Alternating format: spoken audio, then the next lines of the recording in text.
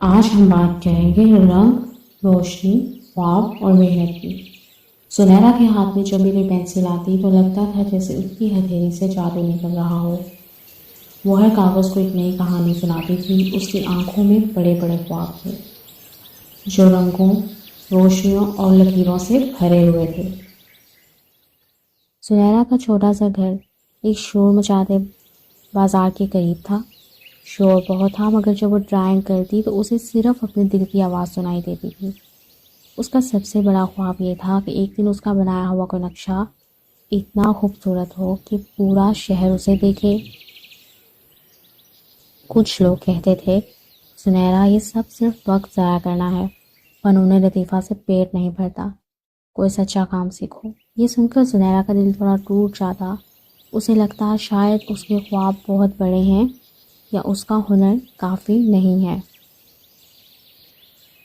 एक दिन पुरानी गलियों में घूमते हुए सुनहरा की मुलाकात उस्ताद जुनैद से हुई।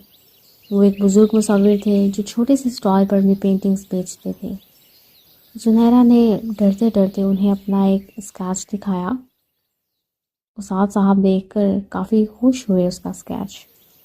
उस्ताद जुनैद ने सुनहरा के कंधे पर हाथ रखा और मुस्कुराए, बेटी, हुनर कभी ज़ाया नहीं होता। सच्ची बात तो यह है कि हुनर हाथ से नहीं बल्कि दिल से आता है। तुम बस मेहनत और सच्चाई से काम करो, कामयाबी वो तुम तक पहुंचेगी। उस्ताद की बातों ने सुनहरा में नई जान डाल दी थी। वो दिन रात मेहनत करने लगी। कभी लकीरें खराब होती तो कभी रंग फैल जाते, मगर उसने हार नहीं मानी। वो गलियों के रक्षों के उड़ते परिंदों और पुराने मकानों के खाकों को अपने फन का हिस्सा बनाने लगी। एक दिन खबर आई कि शहर में नौजवान फनकारों के लिए एक बड़ा कॉन्टेस्ट यानी कि मुकाबला हो रहा है और इनाम जीतने वाले की पेंटिंग को शहर के सबसे बड़े हाल में लटकाया जाएगा।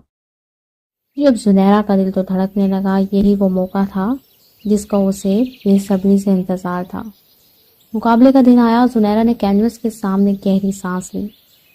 बहुत से फनकार और बहुत सा शोर था। उसने आंखें बंद की और उस्ताद की बात याद की कि हुनर दिल से आता है। उसने अपने शहर के खूबसूरत उम्मीद भरे मंजर को कैनवस पर उतारना शुरू कर दिया। नतीजा आया, सुनहरा को सबसे बड़ा इनाम नहीं मिला, मगर उसे सबसे ज़्यादा पुरजोश और अनोखा हुनर का खसूसी इनाम मिला। जज ने कहा कि उसकी पेंटिंग में खास जिंदगी और सच्चाई थी। उसके हाथों में इनाम था, मगर उसके दिल में उससे भी बड़ी खुशी थी।